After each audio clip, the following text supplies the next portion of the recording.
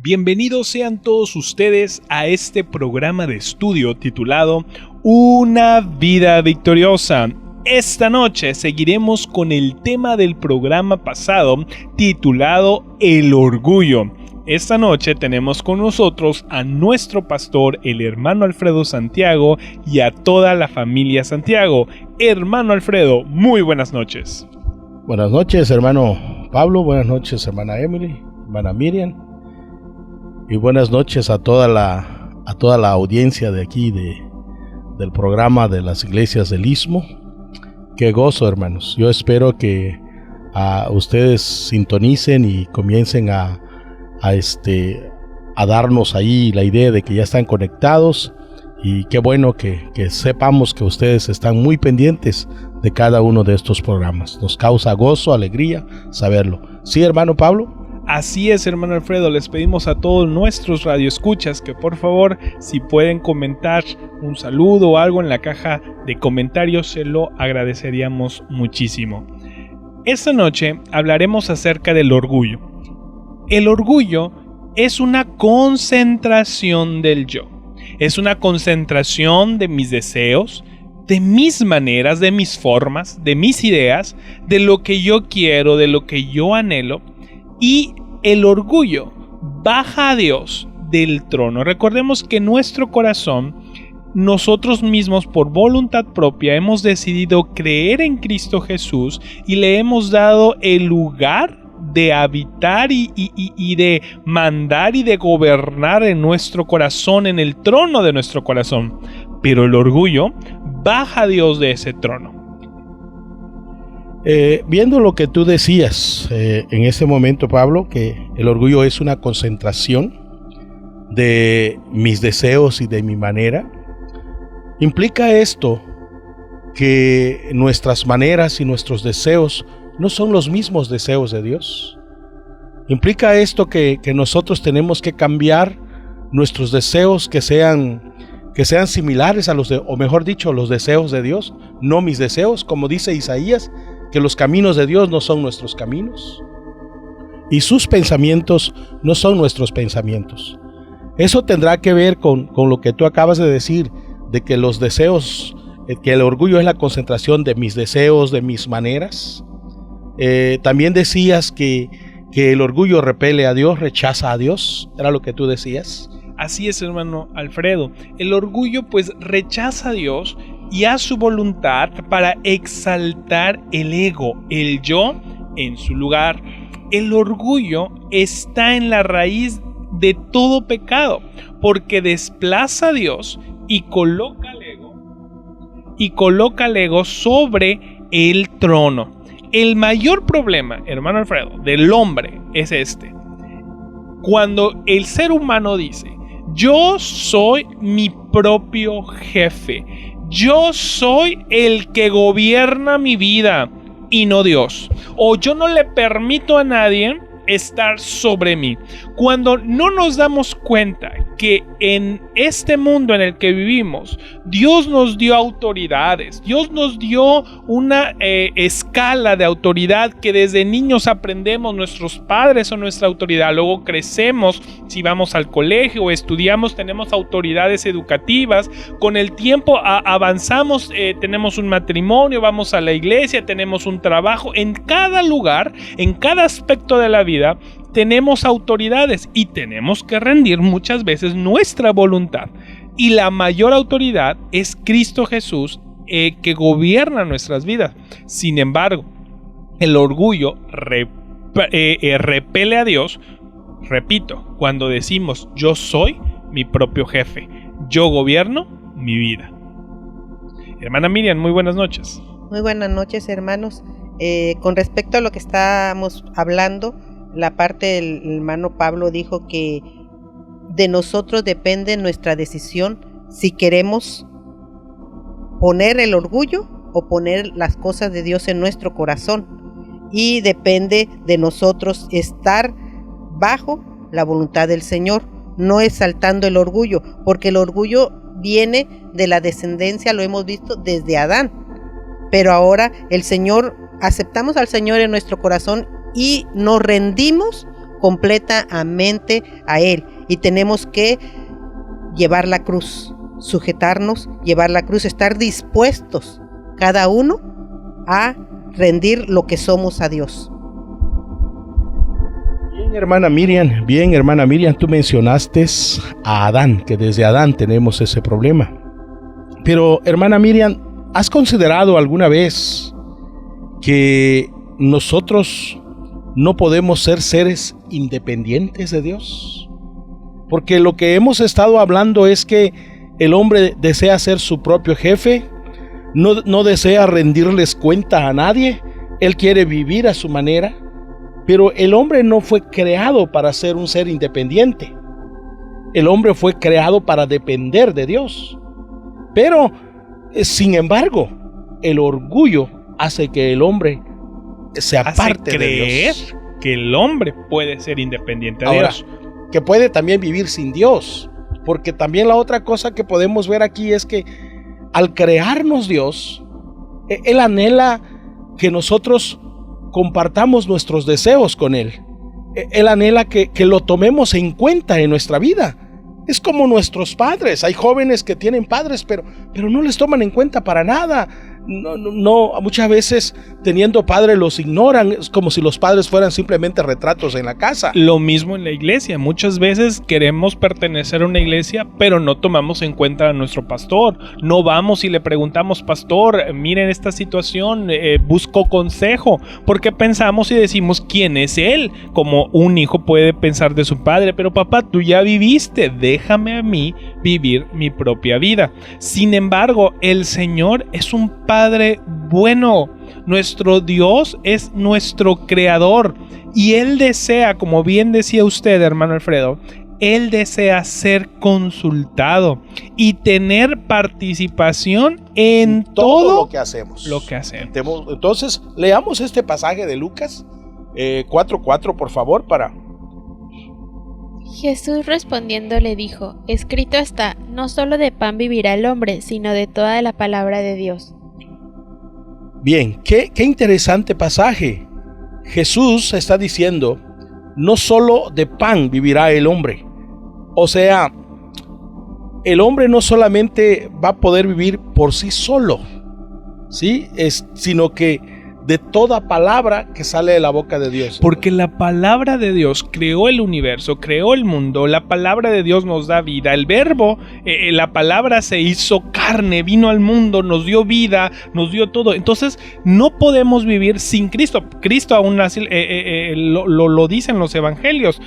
Todo lo puedo hacer con Cristo Jesús. No, sí, y Cristo decía, no he venido a hacer mi voluntad, sino la voluntad del Padre que me envió. Aún Él fue muy dependiente del Padre Celestial. Así es. Corrijo, hermanos, todo lo puedo en Cristo que me fortalece. Y yo creo que ese pasaje es realmente cuando reconocemos que no soy independiente a Dios, sino que yo dependo de Dios y puedo decir, todo lo puedo en Cristo, porque tú, Señor, me fortaleces. Hermano Javes, muy buenas noches. Buenas noches, hermanos.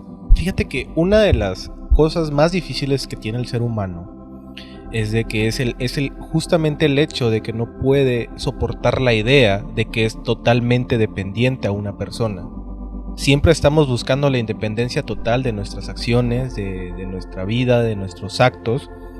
Y yo he escuchado testimonios de personas que muchas veces han salido de la iglesia por el acto de creer de que es posible hacer una cosa sin la ayuda de Dios. Hay un verso famoso en Juan, si no estoy mal, que dice, yo soy la vid, vosotros sois los pámpanos. Y justamente por eso, al nosotros estar en la vid y nosotros ser los pámpanos, nosotros no somos absolutamente nada sin la raíz, sin el árbol principal, sin el tronco, y nosotros no maduramos ni florecemos y terminamos muriendo si no estamos arraigados y fortalecidos con la vid. Y justamente por eso más adelante dice, porque separados de mí nada podéis hacer. Y esa es una de las cosas que yo veo que a los seres humanos más les cuesta, el mero hecho de esa creencia de que pueden lograr algo sin la ayuda de alguien más, porque les resta importancia a las acciones. Sin embargo, es una enseñanza de humildad.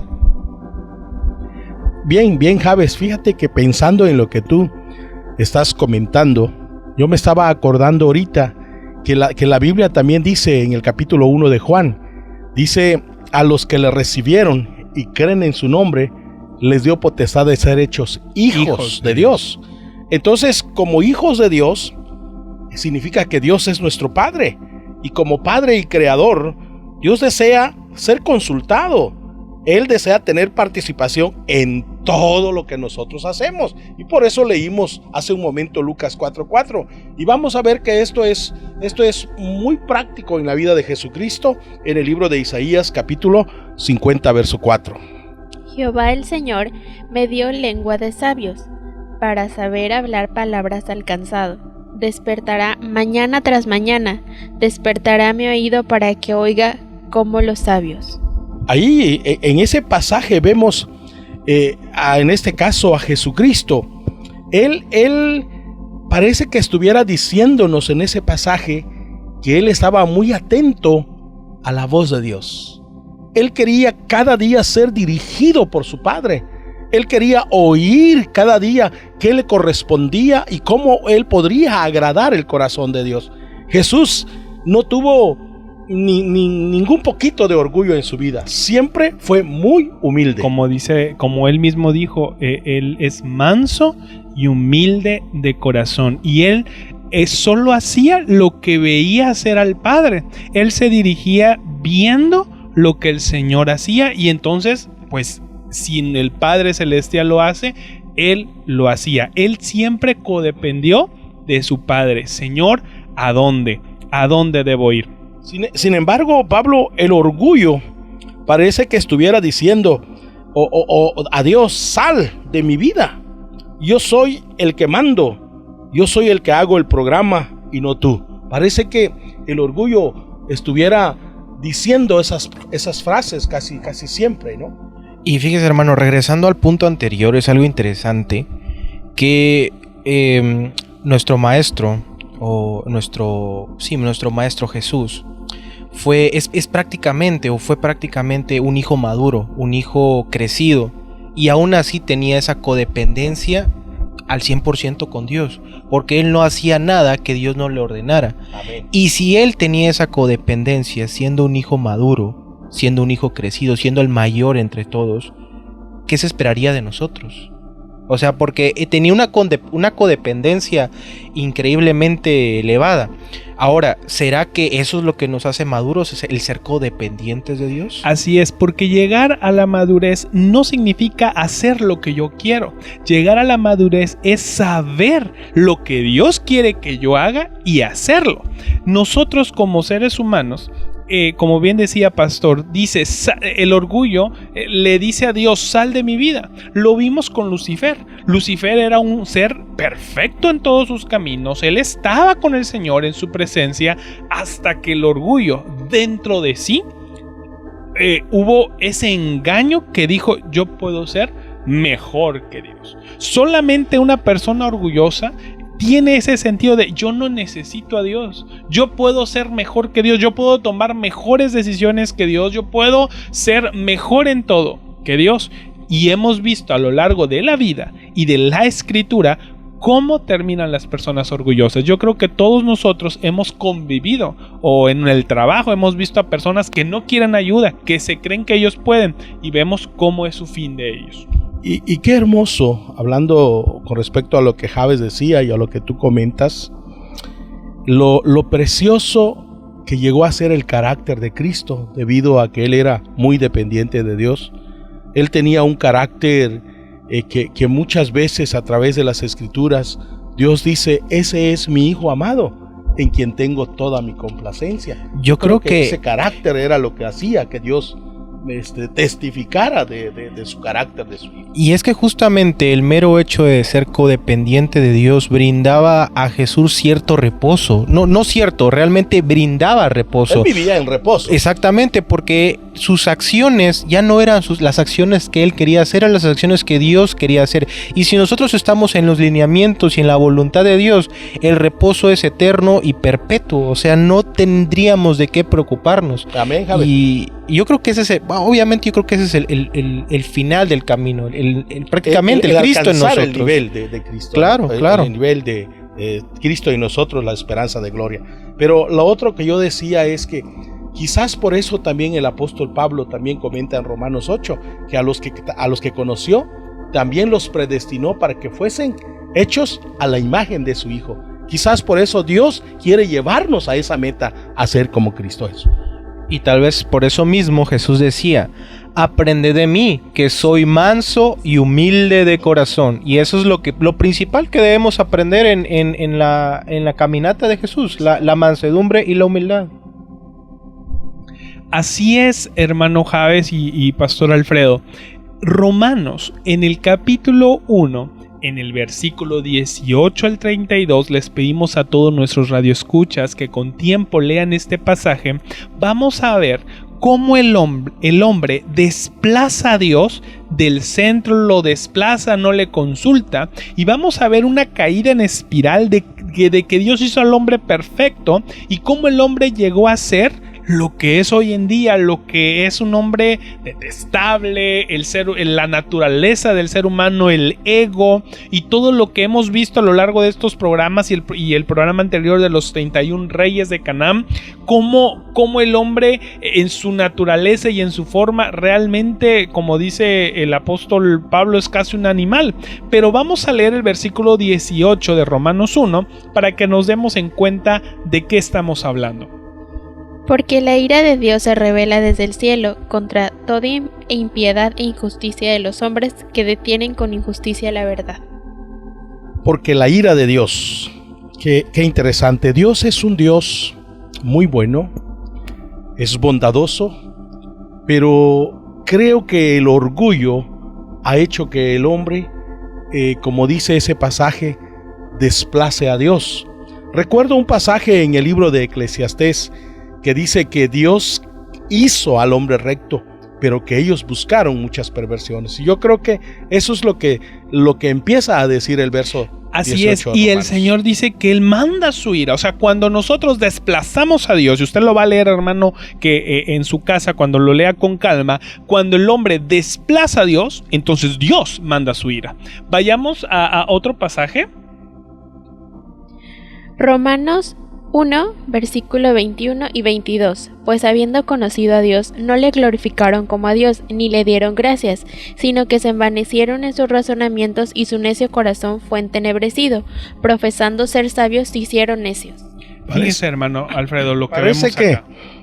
Que el apóstol Pablo está remontándonos hasta el huerto del Edén, diciéndonos que el hombre llegó a conocer a Dios.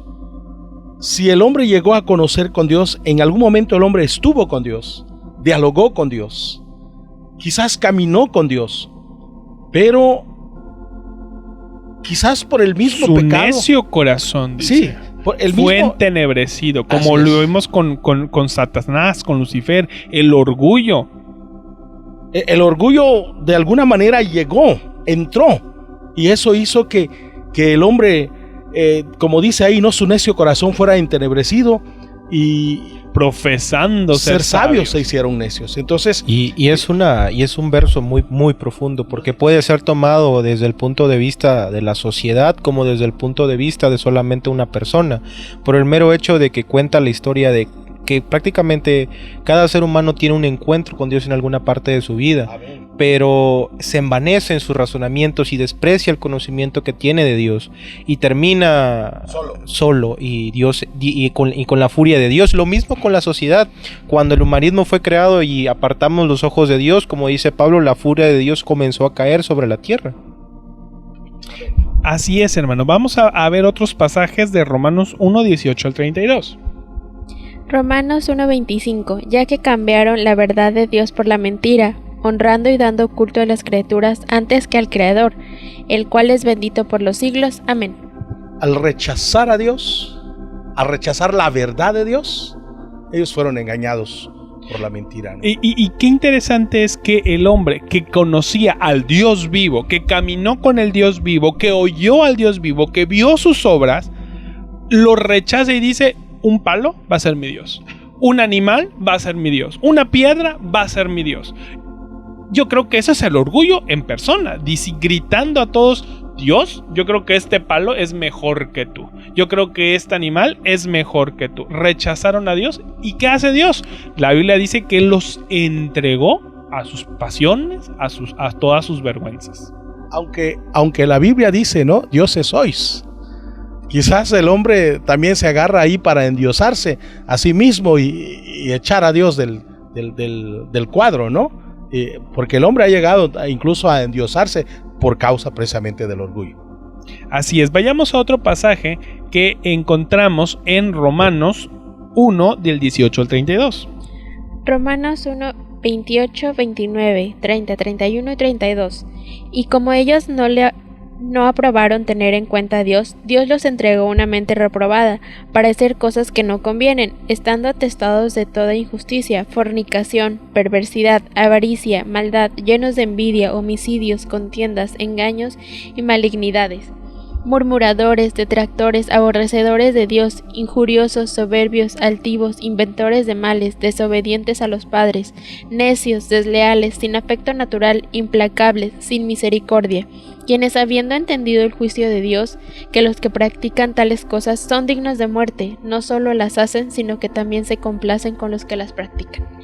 Como que hubo un deterioro. Una vez que el hombre desplazó a Dios completamente, el hombre cayó en un pecado y cada vez otro pecado y otro pecado y otro pecado, y aun cuando el hombre conocía de que podía estar bajo el juicio de Dios al practicar esos pecados, pero aún así su necio corazón siguió por ese sendero hasta que Pablo dice: están bajo el juicio de Dios. Lo que pasa, hermano, es que como bien decíamos acerca del orgullo, el orgullo repele y rechaza a Dios, y rechazamos su voluntad, exaltamos el ego, el yo, nos exaltamos a nosotros mismos, y bien lo decíamos al principio, el orgullo está en la raíz de todo pecado. Es el mayor problema del hombre. Así es, hermano, porque como vemos ahí en Romanos, el hombre se va alejando de Dios, diciendo yo puedo más que Dios, y eso nos lleva a hacer otras detracciones, otras circunstancias, y vamos, como bien decía usted, bajando y bajando, descendiendo en una espiral de pecado, ensuciándonos, y cada vez más bajo, cada vez más bajo, y cada vez más alejados de Dios. Pero qué bueno que el Señor mandó a su Hijo para que podamos encontrar esperanza, a pesar de si alguien nos está escuchando que está en pecado, que tal vez fue cristiano alguna ocasión, tal vez se alejó por su orgullo o no conoce a Dios pensando que puede vivir la vida sin Él.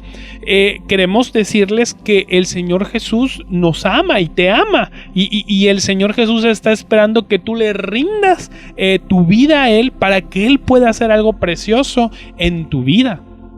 Hablando de Jesús, muchas veces Jesús se plantó ante multitudes, ante personas, y Él dijo: aprended de mí, que soy manso y humilde de corazón, y hallaréis descanso para vuestras vidas.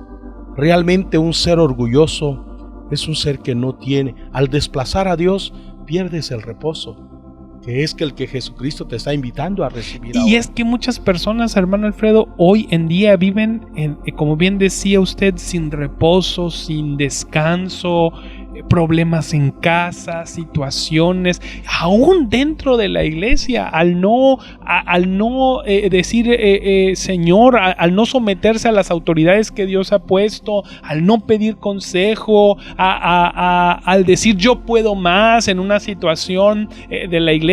Tal vez el padre de familia se enoja y dicen, sabes, yo no necesito a nadie, yo no necesito. Tal vez la madre de familia dice, yo hago con mis hijos lo que yo quiero. No aceptan consejos, no buscan ayuda. Poco a poco va a pasar lo que vemos en Romanos. Nos vamos decayendo y decayendo hasta quedar muertos, porque el pecador, recordemos que la paga del pecado es la muerte, pero Cristo Jesús puede darnos vida si nos humillamos, si empezamos a reconocer que no somos mejores que Dios, si empezamos a reconocer que somos hombres débiles y si empezamos a reconocer que necesitamos a Cristo Jesús. Un coro que cantamos dice: humíllate para andar con tu Dios. Porque Dios mira de lejos al orgulloso. Y pienso yo que esa es la razón del por qué Dios atrae al humilde hacia Él. Aquel que reconoce su condición. Como decía Javes hace un momento, aquel que sabe que sin Dios no podrá ser nada. Sí, porque separados de mí, nada podéis hacer. Quizás por eso Dios atrae al humilde, pero al altivo lo mira de lejos. No porque Dios desprecia al altivo, sino porque el altivo es el primero que rechaza a Dios. Y claramente la Biblia dice que hay un pasaje en Proverbios que dice, Proverbios 8:17: yo amo a los que me aman y me hallan los que temprano me buscan. Esas son las personas a quienes Dios corresponde, porque Dios no corresponde a alguien que no lo ama a Él. Aunque Dios en su misericordia hace bien a todos, como Jesús comenta en los evangelios, que el sol sale para todos, la lluvia bendice a todos, pero en especial Dios ama a los humildes. Y yo creo, hermano, que el mayor acto de humildad que podemos hacer es el arrepentimiento. Cuando el espíritu de arrepentimiento viene, cuando el espíritu de Dios viene y toca nuestro corazón y nos muestra lo que somos y nos muestra la escoria, como dice Isaías, somos podrida llaga. Cuando podemos reconocer que no somos lo que creemos ser y podemos llegar a Dios y decirle: Señor, auxilio, ayúdame. Cuando reconocemos que nuestro camino nos ha guiado a donde estamos ahora. Si estamos padeciendo, si estamos en circunstancias adversas, con situaciones que se ennegran nuestra vida, que no tenemos descanso, probablemente sea porque hemos quitado a Dios de nuestro camino y hemos creído que al tomar nosotros las decisiones nos llevarían a un estado mejor. Sin embargo, estamos donde estamos por nuestras decisiones, y el acto más grande de humildad que podemos hacer es arrepentirnos, porque el arrepentimiento es reconocer que estoy mal, decirlo, confesarlo y apartarnos de ahí.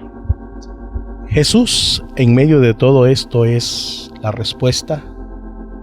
Significa esto que hay esperanza.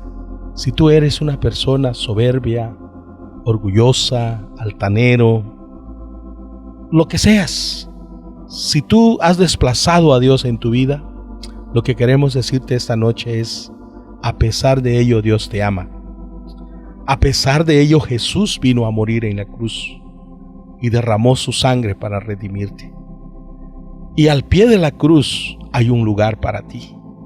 Lo que queremos decirte es: ven a Jesús y Él tratará con el orgullo de tu vida y vas a tener al más humilde de todos dentro de ti. Vas a tener al manso y humilde. Puedes tú decirle al Señor: Señor, siéntate en tu trono. Señor, siéntate en tu trono en mi corazón. Cantamos un coro, ese coro muy precioso. Siéntate en tu trono, Señor, en mi corazón.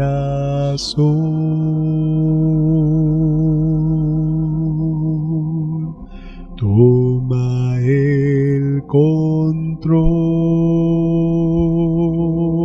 total de mi ser.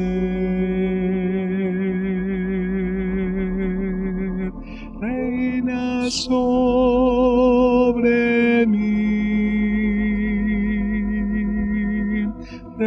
reina sobre mí.